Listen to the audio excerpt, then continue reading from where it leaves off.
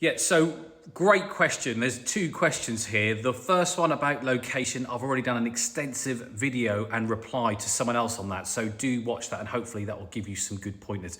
But the second point here, which is one a lot of people miss, is when you have cash in a company, which a lot of successful business people do. And they think that they need to get that money out of the company into their personal name in order to start investing.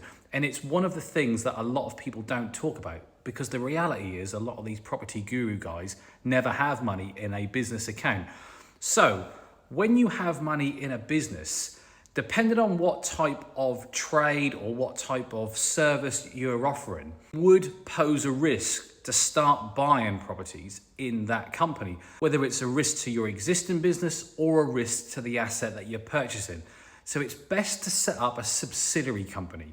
What I mean by that is another company, but the shares are owned by the company that has the cash. That way you can loan from your main company the money, the funds, to the subsidiary company in order to start investing in property. And in businesses, shit does roll downhill, but it doesn't roll up. So that means that this company should never affect your overall holding company, which sounds pretty successful to have that amount of cash in. Once that money goes into the company, you can start buying and selling using that cash that you've put in there as your main collateral. And you will find yourself in a very, very strong position.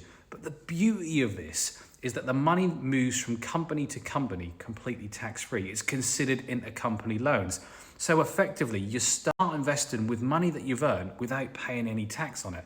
But the real cherry on top is that if you start buying and selling properties within this new corporate entity, if you ever get the opportunity to sell the company that wraps around what could be a good mixed bag of deals, when you sell the company, you qualify for something called substantial shareholders exemption.